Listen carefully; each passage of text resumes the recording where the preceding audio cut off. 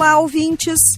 O verão é sinônimo de sol, praia, piscina e atividades ao ar livre, mas também é uma época em que cuidados com a pele precisam ser redobrados. Coceiras, manchas, vermelhidão e lesões da pele são queixas comuns nessa estação e muitas vezes acabam sendo tratadas de forma inadequada com automedicação. E lembre-se, tudo que a sua saúde precisa, a Unimed Porto Alegre tem.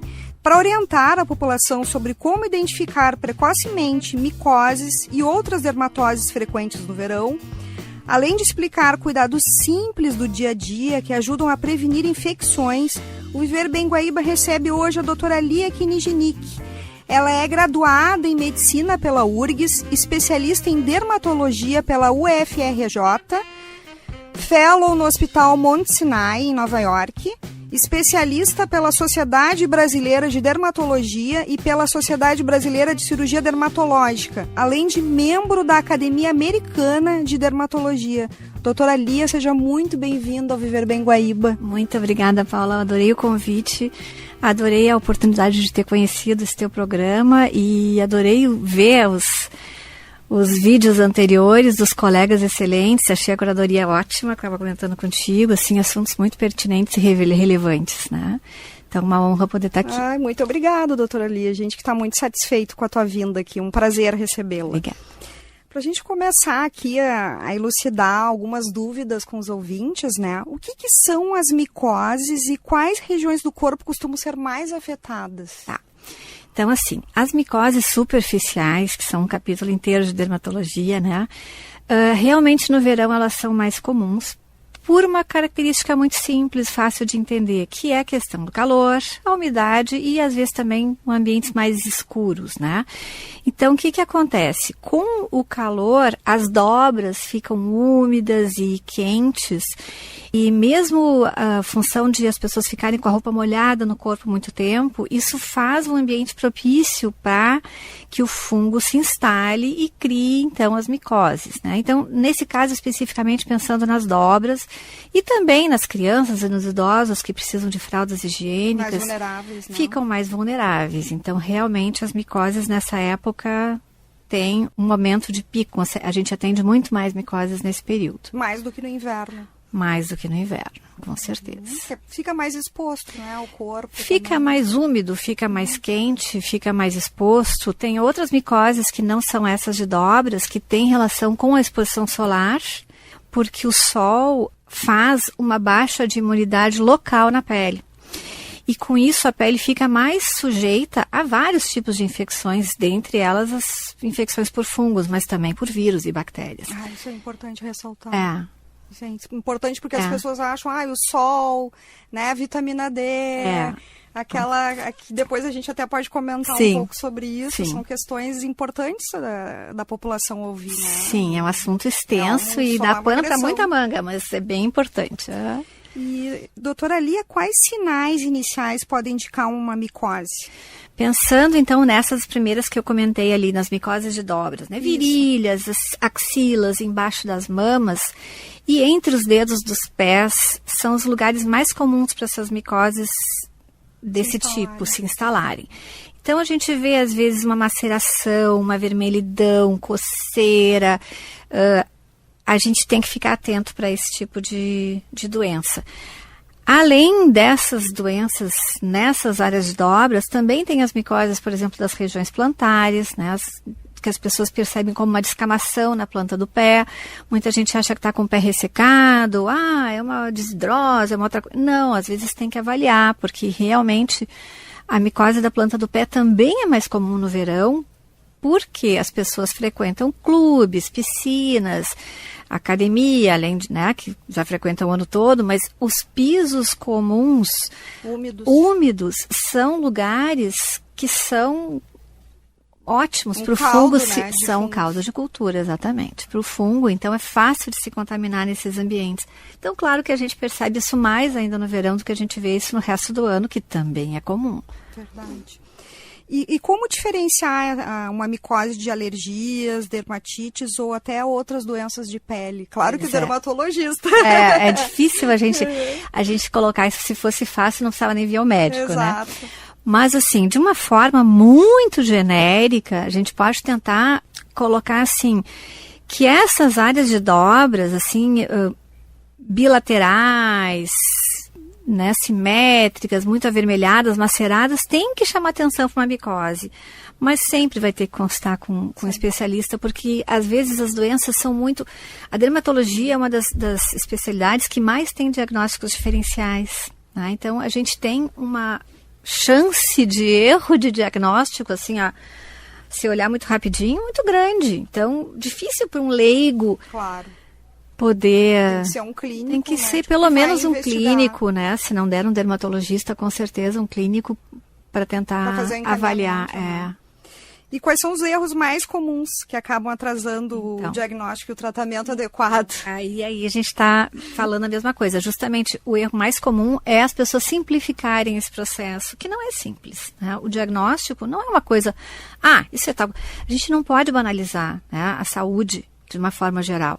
Então, o mais comum é as pessoas se automedicarem, né? Porque já sei o que eu tenho, não preciso fazer nada, eu vou ali na farmácia, são remédios que se compra sem prescrição, né? Tanto os antifúngicos, que aí até nem vejo tanto problema. Comprar um antifúngico, bom, mal não vai fazer, pode ir melhorando, e às vezes as pessoas tratam de uma forma não adequada, no sentido de não tratar na posologia correta, por tempo menor do que deveria. Mas assim, dos males o menor. O pior é quando as pessoas usam os corticoides. Os corticoides, na minha opinião singela, não deveriam ter venda livre, né? E tem. E assim, qualquer um chega na farmácia, compra, e tem ali na sua gavetinha e põe Exatamente. aquilo para qualquer coisa. E aí mascaram as lesões. Então as lesões, às vezes as pessoas chegam para consultar com a gente tem que imaginar e pegar o bonde andando e imaginar o que tinha lá atrás. Tá? Então, claro que isso dificulta o diagnóstico e até dificulta o exame, porque se a gente vai coletar um material para o micológico, a gente tem que esperar um tempo sem usar o remédio para daí coletar. Então, realmente, assim, a automedicação é complicada, por mais que as pessoas simplifiquem a questão, é pele, é um cremezinho que mal vai fazer, dificulta, complica e estende o problema ao invés de encurtar. E pode mascarar, né? E mascara, às vezes faz uma melhora inicial e depois faz um rebote que é pior ainda. Então, assim, não é tão simples. Tá? Não deixar... Não dá para fazer automedicação, não dá para ir tratando de qualquer jeito e botando remedinho da gaveta. Pegando a pomadinha que a amiga indicou, que é muito boa. Isso, a vizinha falou que isso aqui é ótimo, não é por aí. A própria publicidade que acaba com certeza, é muito né? triste isso, porque eu acho que a população está exposta a muita propaganda... enganosa e que justamente simplifica essa visão da saúde de uma forma geral, né? Não só na dermatologia. Além das micoses, quais são as outras doenças de pele mais frequentes durante o verão? Muito boa pergunta, porque tem muitas dermatoses que são desencadeadas pela exposição à luz solar. Tá? O que acontece no verão, né? As pessoas se expõem mais ao sol e o sol, por mais que faça bem e é bom e é gostoso, eu acho ótimo mesmo, ele baixa a imunidade local da pele naquela área que foi exposta. É uma agressão. Né? É uma agressão. Então, quando tu baixa a imunidade daquela área, tu predispõe aquela área a uma série de infecções que podem ser de todos os tipos de bichos. Tá? Então, existem as dermatoses, sim, por fungos, como as pessoas falam de micose de praia, o pano branco, né? O que acontece? A micose de praia não é que a gente pegue na praia, não tá o bichinho voando lá e... né? É que na praia, por ter sol, a imunidade da pele diminui e o funguinho esse se aproveita dessa imunidade baixa, né? Existem fungos oportunistas, inclusive, que justamente se aproveitam dessa imunidade baixa e aí coloniza a pele e faz uma série, então tem várias micoses que são assim, essa especificamente que é ptiríase versicolor, são manchas que podem ser brancas ou vermelhas ou castanhas, né? Versicolor de várias cores, que são justamente mais comuns no verão por essa baixa de imunidade local. Vírus, tu vê, assim, as pessoas veem às vezes, eu tô tendo um herpes atrás do outro, por que será? O herpes simples, não estou falando do zoster, que é outra história também, mas o herpes simples, que é aquele herpes de repetição, que geralmente volta sempre a cometer o mesmo lugar, sempre volta no mesmo lugar, Também, as pessoas se expõem ao sol, baixa a imunidade da pele e o vírus se aproveita dessa imunidade baixa e se manifesta, tá? Então, existem realmente várias doenças desse aspecto infecciosas e existem as doenças já que a pessoa já tem de base e que pioram no verão, como a rosácea, o melasma, né, o lúpus. Existem várias doenças, fora as outras doenças que nem são infecciosas, mas que são causadas por agentes externos. Alergias, né? Isso, existe uma nomenclatura complicada que chama-se fitofotodermatoses, né? Que são dermatoses causadas por plantas que, em contato com a pele, provocam uma reação que tornam essa região onde a substância entrou em contato mais sensível ao sol. Por exemplo, o limão, tá? Que é o mais conhecido. Nossa. Que faz grandes queimaduras. Tá? O limão, eu gosto de sempre falar, porque por mais que a gente fale, nunca é o bastante. As pessoas se enganam, porque foi só um respinguinho aqui, não vai dar nada, mas o respinguinho dá, sim, muito estrago. E tem que, para remover o limão da pele, tem que esfregar muito bem, com muito sabão, porque ele fica impregnado. Olha só. Tá? Então, é muito comum a gente ver, né? Na beira da praia também o próprio reflexo. Estou debaixo do guarda-sol, mas o reflexo. Exatamente, Primeiro, assim, que nenhum guarda-sol protege 100%, né? Tem a radiação refletida também. E o limão realmente é uma substância bastante... A gente tem essas substâncias que fazem essas fitofotodermatoses, elas têm substâncias que a gente fala são furocumarínicas. Elas realmente promovem naquela área uma sensibilidade que a gente não teria normalmente. Então, ali não tem guarda-sol que resista, não vai. Para proteger, não tem como. Não tem como. A gente ainda nessa mesma linha, né? Picadas de insetos também, brotoejas. Sim, com certeza. Infecções bacterianas. Isso, né? exatamente. Também entram nessa lista de problemas comuns no verão. É verdade. As picadas de inseto realmente no verão, né? Além de a gente estar com a pele toda mais exposta, né? Os bichinhos no verão estão mais famintos, né? Exato. Então a gente junta a fome com a vontade de comer, né? Além de a picada de inseto em si já ser desagradável, ainda mais para as crianças e para os idosos, a gente ainda tem essas doenças... Dengue, né? Exatamente. Que são um problema maior ainda, né? E é um bichinho que não tem como erradicar. Tá? O mosquito da dengue não tem como. Por mais que se tente, por mais que se cuide, Exatamente. sempre vai ter uma tampinha de refrigerante ali que acumulou a água ali na chuva e o bicho, a larva vai se criar.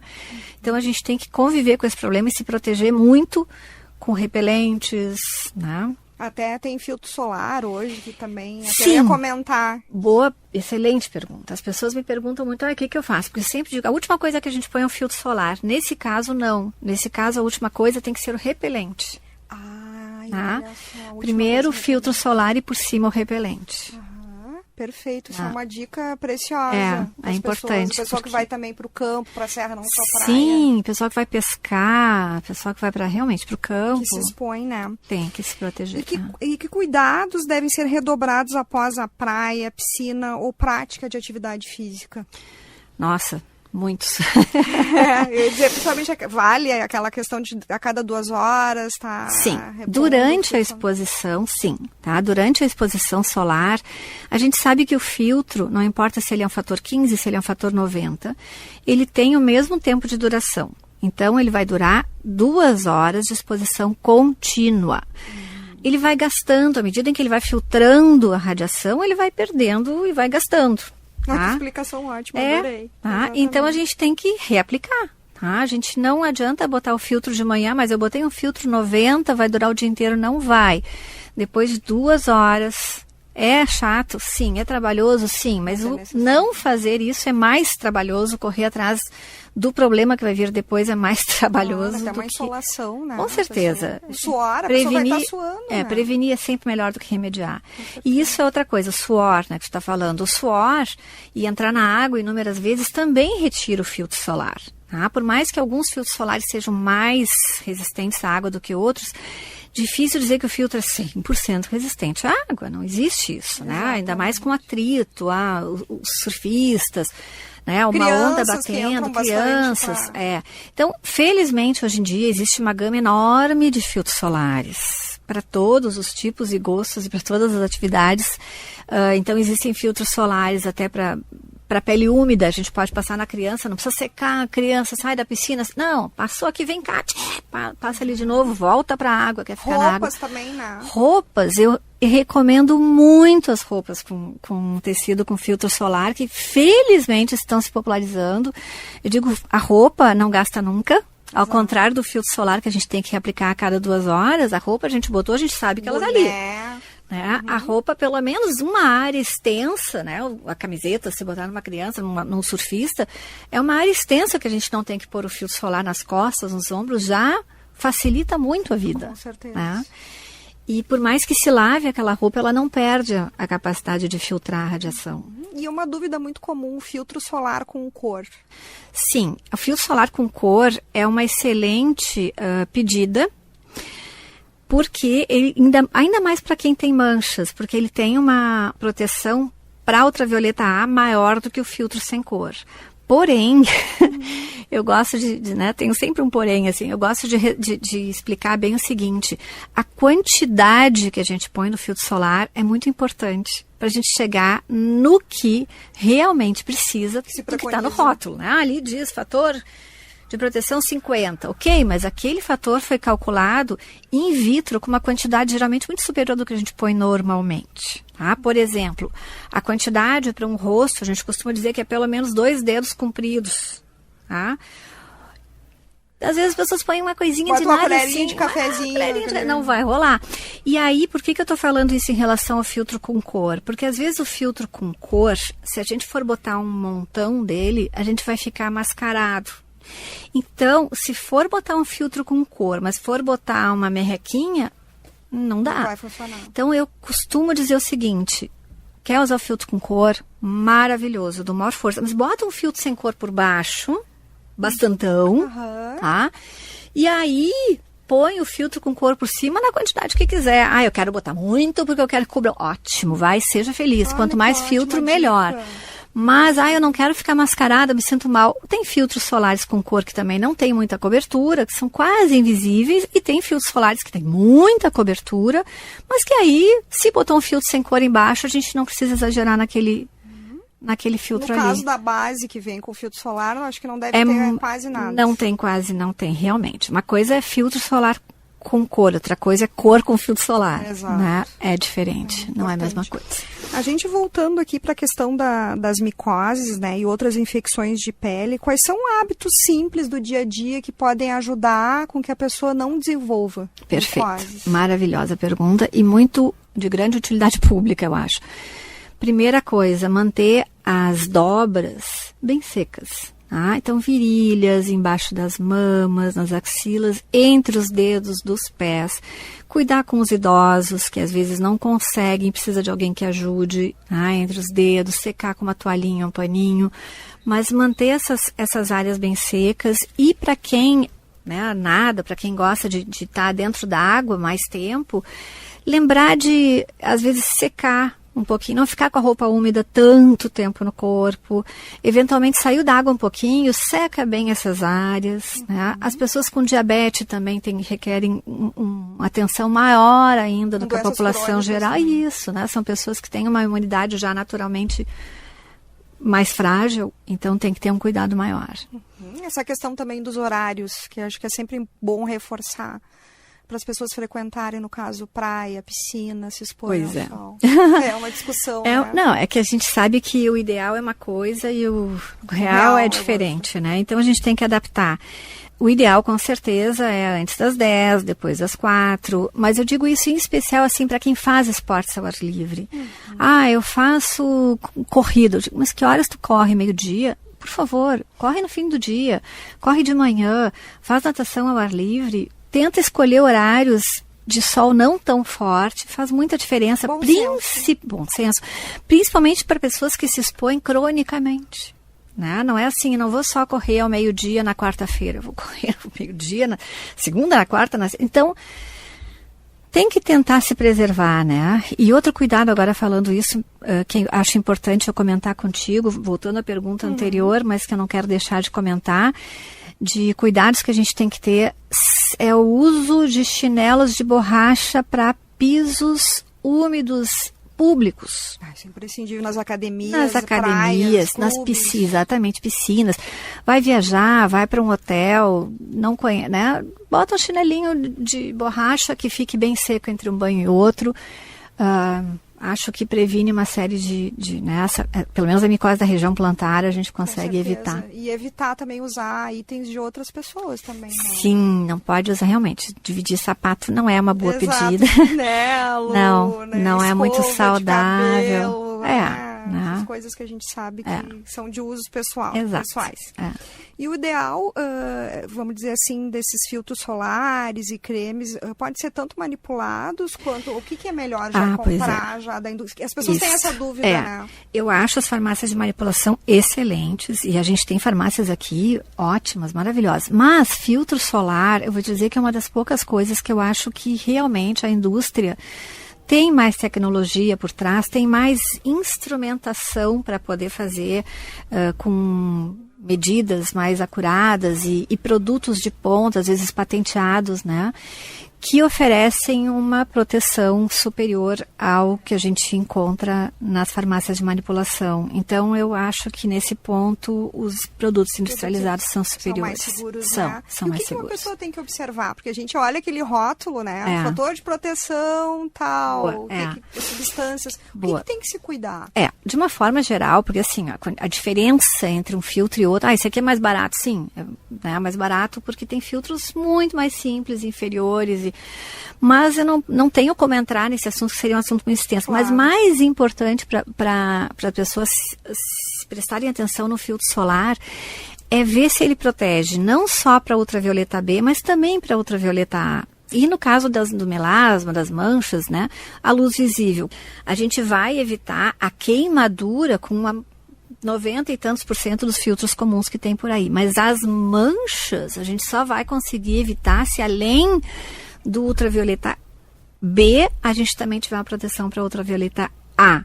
As pessoas ficam com dúvida, eu uso 30, 60, o que é preconizado? Assim? A preconização é pelo menos um filtro 30 ou maior, mas novamente reaplicado a cada 2 horas e na quantidade correta. Para finalizar, doutora Lia, a gente tem muita coisa ainda para conversar nos próximos encontros aí. Qual é a principal orientação para manter a pele saudável durante o ano? O que não pode faltar na necessaire das pessoas que estão viajando aí? O que não pode faltar, eu diria, são essas coisas que a gente falou. O filtro solar, pode escolher um filtro solar para o rosto, que talvez seja uma textura mais leve. No corpo, usa um filtro mais simples. Repelente, e uma visita anual ao dermatologista por ano para fazer uma revisão de todas as pintas, todos os sinais, porque por mais que a gente também tente explicar e simplificar a avaliação desses sinais, só um dermatologista consegue botar o olho e dizer isso aqui é perigoso, isso aqui não é. Né? Às vezes as pessoas ficam apavoradas com lesões, isso aqui está grande, está enorme, e eu costumo dizer que os piores venenos estão nos menores frascos. Os sinais, às vezes, que passam... A pessoa nem sabe que tem alguma coisinha ali, mas a gente tem que botar o olho, tem que avaliar. O câncer de pele, O câncer de pele. O câncer de pele, aqui na nossa exatamente. Região, aqui no Rio Grande do Sul. Ao contrário das doenças que a gente estava falando antes, que são doenças assim, eu peguei só hoje, amanhã eu vou ter uma queimadura, amanhã eu vou ter uma dermatose. O câncer de pele é decorrente da exposição crônica. Então, ao longo da vida...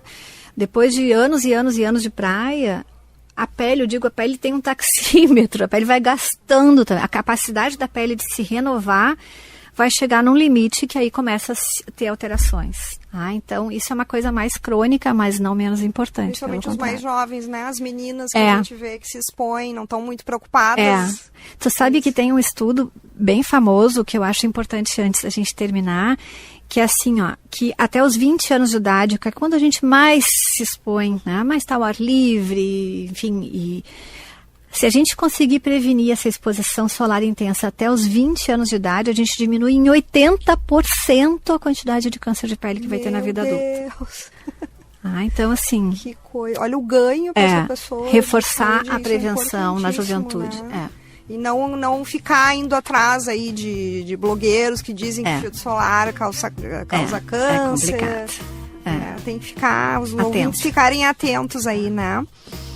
Doutora Lia Knijnik, muito obrigada pela tua presença aqui, pelas orientações preciosas aos ouvintes. A gente quer contar com a tua presença em outras ocasiões aqui. Obrigada, prazer. Fico alerta, cuidar da pele também é cuidar da saúde e informação de qualidade faz toda a diferença. E lembre-se, se você tem um CNPJ, pode contar com o Plano Unimed Porto Alegre. Acesse unimedpoa.com.br e consulte. No próximo bloco do Viver Bem Guaíba, seguimos com mais informação e orientação de qualidade para você. Não saia daí.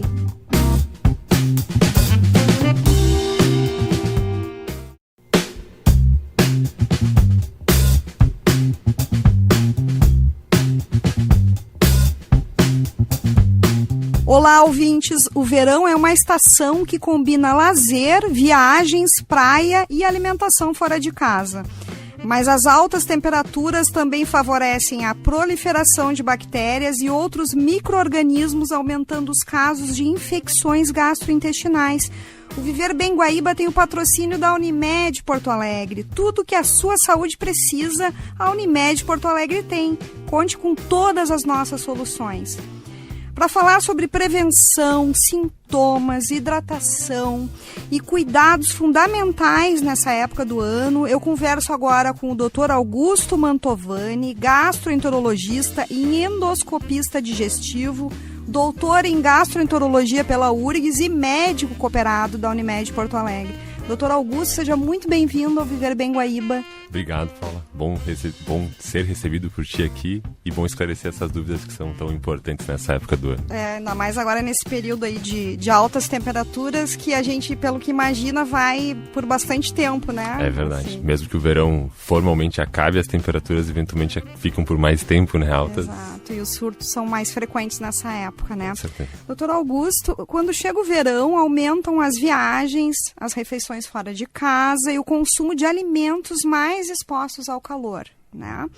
Do ponto de vista médico, por que essa combinação favorece tantos quadros de infecções gastrointestinais? O verão é um período que realmente a gente tem uma temperatura muito adequada para as bactérias e vírus se proliferarem, né?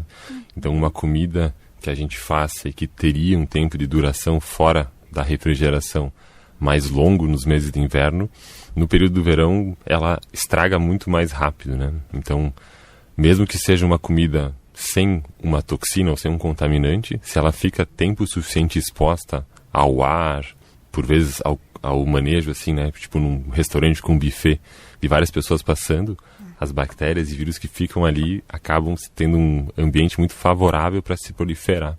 Então, realmente, o verão é o auge das infecções gastrointestinais, tanto de vírus quanto de bactéria, e é justamente por esse hábito que a gente tem, né, de eventualmente deixar a comida exposta por mais tempo para ir comendo, ou, claro, nesse caso de restaurante, daí pelo próprio jeito de apresentar a comida. Claro. Às vezes até em geladeira, que se deixa fora do freezer, com uma temperatura que não é adequada, né? Descongelar alguma coisa fora da geladeira é muito mais perigoso no verão do que no inverno. E até em relação a isso, muitas pessoas falam, né? O calor estraga a comida mais rápido, né? O que de fato acontece com os alimentos quando eles ficam expostos a temperaturas muito elevadas? Geralmente tem essa questão da deterioração pelo consumo das bactérias, que são naturalmente presentes na comida, né? Assim como a gente tem bactéria, né, na pele, no intestino, em todas as superfícies que a gente tem, também a comida tem a sua, digamos, microbiota, né? E é presente, o nosso estômago geralmente consegue dar um jeito nelas tranquilamente. Entendi. Mas quando tem calor, elas se proliferam muito mais. Perfeito. Muitas pessoas também confundem uma indisposição alimentar com a gastroenterite, né? Como é que a gente diferencia uma situação pontual de um quadro infeccioso? O início do quadro de uma gastroenterite pode ser bem similar a um quadro de indisposição alimentar. Tudo vai ser avaliado por o tempo de duração dos sintomas. Então, se a gente comer alguma coisa que não caiu bem, vomita e a gente já está bem, isso provavelmente não seja uma gastroenterite. Se a gente mantém o quadro ruim logo depois, ou eventualmente se a gente tem alguns sinais que são bem específicos, né, de gastroenterite, tipo febre, aí a gente já sabe que não é só uma indisposição. Entendi. E, doutor Augusto, quando falamos em gastroenterite, estamos nos referindo tanto a infecções virais quanto bacterianas, né? Os sintomas costumam ser diferentes, né? Tem uma boa parte dos sintomas que são iguais, que são náusea, vômito, dor abdominal, diarreia, né? Mas quando a gente tem quadro de febre ou sintomas mais graves, né? Por exemplo, uma desidratação muito importante, a gente imagina que ou o paciente seja muito suscetível ou o agente, né, infeccioso seja uma bactéria. Então, os quadros bacterianos são mais graves que os virais. Entendi. E além da diarreia, qual é o sintoma mais lembrado? Quais outros sinais indicam que há um processo inflamatório no estômago ou no intestino? Geralmente o mais comum é a diarreia e o vômito, e eles também são os mais perigosos porque é através deles que a gente perde água e outros nutrientes, eventualmente, que acabam nos abalando mais em termos de saúde geral, assim, né? Mas a febre, a dor abdominal, também são 2 sintomas muito importantes e que mudam, né, o nosso bem-estar, digamos, para não deixar a gente com dúvida que esteja acontecendo algum processo inflamatório. Claro. Doutor Augusto, o calor não provoca apenas diarreia, né? Ele também pode causar constipação. Como é que o excesso de calor interfere no funcionamento intestinal aqui para o ouvinte entender? Sim, de uma forma bem de linguagem direta, assim, né? Basicamente, o intestino não é um órgão que recebe, ele absorve a água, mas ele não é um órgão preferencial para ter água disponível, né?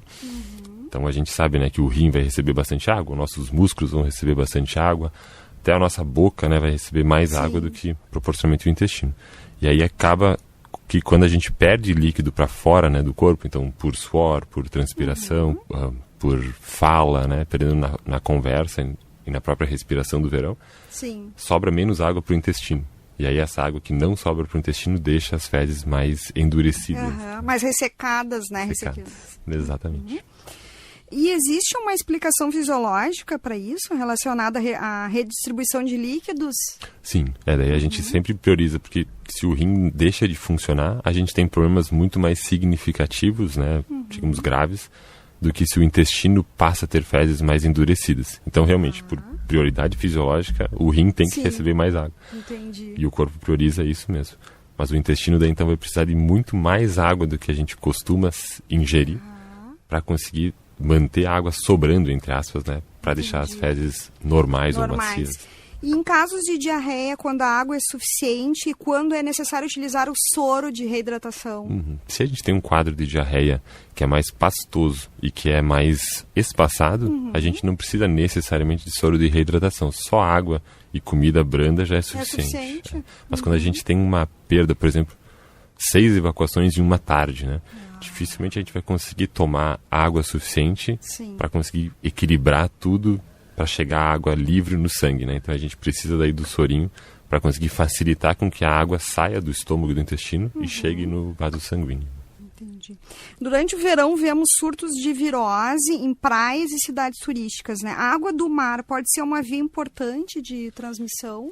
Sim, teoricamente ela tem um volume de diluição muito grande, né? Mas se a gente está perto de alguma saída de esgoto, aí eventualmente a gente pega daí um grande foco. É muito comum ter, né, surtos em praias determinadas ou praia imprópria para banho, né, em períodos, e geralmente a gente associa esse local de contaminação com algum foco que está chegando esgoto. Então, teoricamente, se tu está no alto mar, tu tem pouca chance de ter uma infecção, mínima chance, né?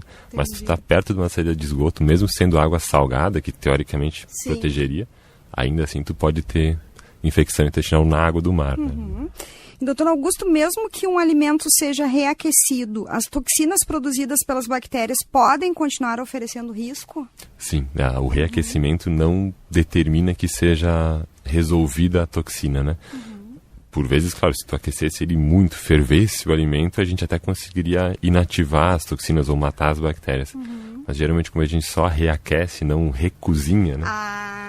Aí não consegue livrar daí o alimento da bactéria. E qual é a forma correta de higienizar frutas e verduras consumidas cruas? O melhor é usar água sanitária. É 1 colher de sopa de água sanitária. Que boa essa que a gente encontra. Em 1 litro de água e lavar daí as frutas, a casca das frutas, né, claro? Sim. E as frutas que absorvem água, né? Tipo morango, mirtilo, framboesa, amora, todas essas que são os berries, né? As frutinhas dessas não podem receber água sanitária, porque daí elas concentram. Então daí isso é importante destacar. Aí a gente tem que deixar elas em molho em água e lavar com alguma mínima pressãozinha, assim, para tirar alguma impureza que tenha, né? O resto todo, né? Tipo maçã, a casca do mamão, manga, aí a gente consegue botar em água sanitária, deixar 15 minutos, né? Água sanitária, 1 colher de sopa diluída em 1 litro de água. Sim. Deixar 15 minutos, depois passar água corrente e aí descascar e comer tranquilo. Eu ia perguntar em água corrente mesmo, em lugares que a gente às vezes não sabe de onde que tá vindo essa água, né? Por vezes faz o processo da água sanitária e aí depois só passa um pouquinho só de água mineral, que seja assim, né? Pra gente tirar o excesso da água sanitária e já pode consumir o alimento. Outra questão importante para alertar os ouvintes é aquele hábito comum de beber direto da latinha na praia. Isso realmente pode ser uma fonte de contaminação? Pior que sim.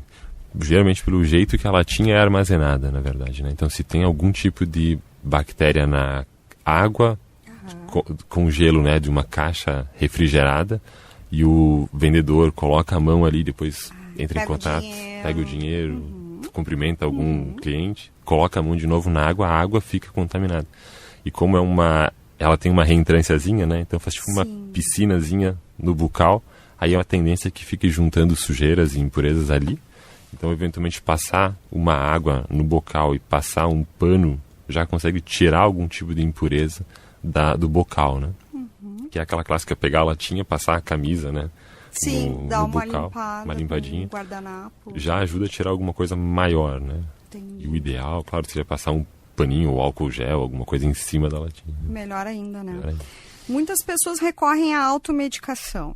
Antibiótico é indicado em todos os casos de gastroenterite? É uma dúvida recorrente. Sim, antibiótico a gente usa na minoria dos casos. Geralmente a gente só usa antibiótico em casos que tem gravidade, né? Seja para internar ou seja para fazer algum tipo de intervenção ambulatorial mesmo. Mas só em casos graves a gente usa antibiótico, né? E a automedicação tem um risco porque eventualmente a gente tem um paciente com febre e que usa ibuprofeno, né? Que é um anti-inflamatório para melhorar a febre. E no fim das contas o ibuprofeno agride o intestino, então pode ser pior ainda, né? Então realmente é um risco assim significativo a automedicação. Entendi. Em que momento os sintomas exigem avaliação médica imediata? O principal dele é febre persistente, então uma febre que a gente, digamos, medica em casa com paracetamol e não melhora, fica persistindo, né, por mais de 24 horas. Ou quando a gente tem algum quadro de desidratação importante, né? E aí é especialmente importante para crianças e idosos, porque eles tendem a perder muito mais água proporcionalmente do que um adulto saudável, digamos, né? Então, quando a gente perde mais água do que a gente consegue ingerir, seja por diarreia ou vômito, a gente tem que ir para o atendimento médico para conseguir reidratar na veia. Entendi. Crianças pequenas e idosos correm maior risco de complicações? Também, por causa da desidratação. Então, eles desidratam mais rápido e eles têm uma capacidade de tomar água que é menor do que de um adulto, né? Então, se eu te disser, Paula, toma 500 ml de água agora, em 5 minutos, tu talvez até tenha alguma dificuldade, mas tu vai conseguir tomar.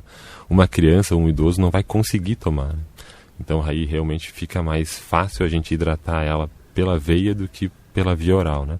Mas a grande maioria dos casos, mesmo em crianças e idosos, a gente consegue com soro de reidratação, soro caseiro ou algum tipo de isotônico, né? Ou até água de coco, né? Que também acaba sendo é muito boa. Acaba sendo um isotônico natural, assim, né? Acaba que ajudam bastante daí a reidratar tanto criança quanto idoso que precisa, né, dessa reidratação. Falando em saúde intestinal de forma mais ampla, qual é o papel da microbiota, né? O intestino com microbiota equilibrada, ele responde melhor às infecções? Sim. A microbiota é uma área de estudos, assim, absurda, né? Então, cada semana tem um estudo novo. Mas, com certeza, quem tem uma microbiota, né, uma flora intestinal mais equilibrada, tem uma melhor resposta, porque consegue responder melhor à infecção e é menos afetado pela infecção também, né? Então é como se a gente fosse um exército, né? Se a gente tem a infantaria, a cavalaria, todas as estruturas armadas, é mais fácil de se defender do que se a gente só tivesse uma especialidade de armas, digamos assim, né? Então, quanto mais diversa for a nossa microbiota, e traduzindo para a parte alimentar, né? Quanto mais diversa for a nossa alimentação, mais saudável a gente tende a ficar e melhor combater a infecção também. Alimentação bem variada, né? Seria. Principal... Evitar os ultraprocessados. Isso, evitar ultraprocessado, comer frutas e legumes que tenham fibras e alguma fonte de fermentados, né? Que seja daí repolho, feijão ou iogurte, kefir, as kombuchas, né? Então tudo que acaba tendo probiótico naturalmente, assim. É bom. O consumo de probióticos, ele pode auxiliar, então, na prevenção ou na recuperação também? Sim. Em quadros de gastroenterite, é uma das áreas que se começou a estudar a microbiota, né? Em quadros de gastroenterite, tem benefício em usar probiótico, então consegue reconstituir a flora intestinal e diminui o tempo de sintomas. Isso que se encontra no supermercado, aqueles probióticos, aqueles vidrinhos, né? Às isso vezes, tem os probióticos que são vendidos sem receitas na farmácia. Isso que eu ia comentar. Tipo os flaconetezinhos, né? Isso, os flaconetes. E tem no supermercado alguns iogurtes que tem probiótico. Aí depende muito, porque a lactose é difícil de digerir em um quadro de gastroenterite. Então daí o probiótico, pensando nesse quadro específico, né, da gastroenterite, seria o ideal a kombucha, né? Então alguma fonte de probiótico alimentar que não fosse com lactose. Até né? porque às vezes a pessoa é intolerante também, né? Exato. Aí piora uma intolerância na gastroenterite. Né? Pensando no cardápio do verão, o que deve ser priorizado para proteger o intestino? O principal são frutas e legumes, tanto pela questão da água que contém esses alimentos, quanto pela questão dos pré e probióticos, né? E a gente tem que evitar o consumo de gorduras e álcool, que é o que mais dificulta o nosso processo digestivo. Sim. E lembre-se, tudo que a sua saúde precisa, a Unimed Porto Alegre tem. E carnes gordurosas e álcool, então, eles aumentam a vulnerabilidade do sistema digestivo nessa época. Sim, daí não que não possa ser ingerido, né? Mas com certeza são os alimentos que menos são indicados e que mais atrapalham o nosso processo digestivo, que dão mais sensação de empachamento, né? De má digestão que a gente tem. E eles demoram mais tempo para sair do estômago, né? Então, se tu tá num quadro de gastroenterite e tu tá comendo alguma coisa que dificulta a tua ingestão de água, acaba atrapalhando até para a parte de hidratação, né? Fora que o álcool em si, ele rouba a água, né, para ser metabolizado, né? Então ele acaba desidratando, né? Então mesmo uma pessoa que não está com gastroenterite, ela está saudável na beira da praia, se ela toma bastante álcool, ela tende a tirar a água de onde ela deveria estar e passar ela para um processo de metabolização do álcool, né? Agora até lembrando da questão do chimarrão, né? As pessoas não se dão conta que ele é diurético. Sim.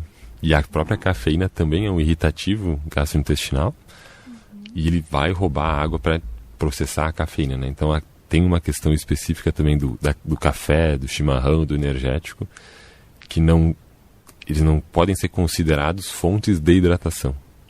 Tem que estar acompanhado de água, digamos. Exato. Assim. Eu sei que ninguém faz isso, né? Mas ninguém quase faz. Quando se toma chimarrão, tomar água intercalado, assim, né? É mais comum no café, que a gente sente, né? A garganta ficando mais seca. Mas no chimarrão também, teoricamente, teria que ser. O recomendável seria tomar uma água junto. Exato. Com café. Ou com chimarrão também, uma garrafinha de água. Intercalar com o chimarrão e com o café. E, doutor, para finalizar aqui, qual é a recomendação, orientações práticas para deixar aqui para os nossos ouvintes, para as pessoas poderem aproveitar mais o verão sem comprometer a saúde gastrointestinal? Perfeito. O que eu diria, assim, que aproveite o verão, curta, né? Porque é uma estação que é única, né? Durante o nosso ano. Mas quando for sair da linha, né? É fazer como um carro que está saindo da estrada, né? Assim que conseguir, volta. Porque a gente realmente tem uma diferença, assim, né? Em ficar uma semana só comendo gordura e tomando álcool, do que fazer refeições pontuais fora do nosso padrão e depois retomar, né? Então, por exemplo, se for fazer uma refeição gordurosa na véspera do Natal, tomar bastante álcool, ok, no dia seguinte já retoma o normal, e aí depois no dia 31, né, se fosse o caso, uma semana depois retomar o excesso, né? Mas não manter o excesso por uma semana direta, assim, né? Então, nessa época do carnaval também, a gente vê 5 dias sequenciais de excessos, né? E depois a gente fica com uma dificuldade de conseguir reconstituir a flora intestinal, uma sensação de mal-estar, a digestão fica mais difícil, a gente se sente quase como uma ressaca longa, assim, né? Então, realmente, o ideal é que a gente se hidrate muito bem nesse período, né, entre um dia e outro, e quando for ingerir alguma coisa gordurosa, sempre compense a ingestão nas outras refeições, né, para equilibrar. Tem que ter um equilíbrio mesmo no período de farra. Né? Doutor Augusto, eu gostaria que tu deixasse aqui para os nossos ouvintes algumas dicas de conservação das famosas marmitas que são preparadas em casa e são levadas para o ambiente de trabalho, muitas vezes um almoço, um lanche, até também agora no verão na praia também, Sim. né? Tem uma dica que é bem interessante sobre o gelo em si, né? Se a gente sai de casa com uma marmita que não está congelada, né? É muito provável que no período do meio-dia ali ela já esteja morna. E essa temperatura que ficaria entre 25 e 35 graus acaba sendo uma temperatura que prolifera bactéria, né? Então o ideal é que a gente leve, se for levar para um ambiente fechado, dentro de uma caixa hermética, assim, que conserve a temperatura e que se coloque gelo ou até aquelas... Tem como se fossem uns géis que se usa para machucados, né? É o próprio cooler, aquele que se leva, né? Aquelas bolsas também as térmicas. Bolsinhas, isso, também ajuda. E tem aqueles que a gente usa para machucado, tipo de articulação, de músculo, que a gente congela ele e ele também serve para conservar a temperatura dentro de uma geladeirinha, assim, Interessante. Né? E se por acaso, daí principalmente para praia, né, for sair com gelo mesmo, né, gelo especificamente, aí tem uma forma de melhorar, digamos, a performance do gelo, né, que então o gelo demora mais para derreter e mantém mais tempo a comida gelada, que é colocar um pouco de sal, fazer o gelo normal com água, um pouco de sal e um pouco de álcool. Aí a gente consegue deixar o gelo mais tempo congelado antes de virar água, e aí acaba também deixando a temperatura da geladeira mais tempo na temperatura ali entre 4 e 8 graus, que é a temperatura ideal de conservação. Outra dúvida comum é como é que se faz? Se tira do freezer direto para a geladeira? Porque as pessoas têm a mania de descongelar, às vezes, em cima de uma pia. O que pode causar isso? O ideal é que a gente descongele do freezer para a geladeira, e aí depois só tire da geladeira quando for realmente preparar o alimento. Se a gente tira do freezer e descongela em algum ambiente, por exemplo, a pia ou o balcão, a gente pode ter uma temperatura muito alta, e aí ou descongelar rápido demais e a comida ficar em temperatura ambiente por um período muito longo, e aí se tiver algum tipo de bactéria ou vírus que esteja ali, ela acaba se proliferando, porque ela já está em temperatura ambiente daí por um tempo muito longo, né? Então a geladeira é um intermediário importante no descongelar, né? Mesmo que demore mais tempo, é um descongelar mais seguro, né? Então, vamos dizer, na noite anterior, já tirar do freezer e colocar dentro da geladeira. Isso aí. Aí, geralmente, na parte de baixo da geladeira, que é a parte menos fria, né, da geladeira, que daí a gente consegue descongelar ela de uma forma rápida, de repente, né, 8, 12 horas de descongela, e segura também. E quais são os alimentos mais indicados, assim, até para as pessoas que estão preparando as suas marmitas para levar para o trabalho, porque muitas vezes não vai ter uma geladeira. Sim, né? É verdade. Um frigobar ali para conservar. O que é mais indicado? Tudo que tem gordura tem um risco também, né, de fazer muda muito o aspecto da comida, né? A gordura se separa, né, do resto do preparo. Então o ideal é que também não seja uma comida muito gordurosa, se for levar ela para descongelar ao longo do dia. E se for descongelar na marmita, também tem que ter um gelo na temperatura para manter ela um pouquinho mais baixa, né? Porque senão tem o mesmo efeito de descongelar em cima do balcão, assim. Né? Entendi. Mas, com certeza, a queda da temperatura muito rápida é arriscado em função da gente descongelar o alimento rápido e mudar a propriedade mesmo da textura do alimento e pelo risco de infecção. E no caso para as crianças agora, essa época de volta às aulas, né? O que é mais recomendável? Porque são dias quentes ainda. Sim. Né? O ideal é que seja fruta, que a gente consegue ter um tempo de duração dela em temperatura ambiente maior. Então a fruta é boa, também hidrata, né? Essas frutas que tem mais água, tipo manga, laranja, melancia, melão, todas elas são muito boas e hidratam, né? Tem fibra e hidrata.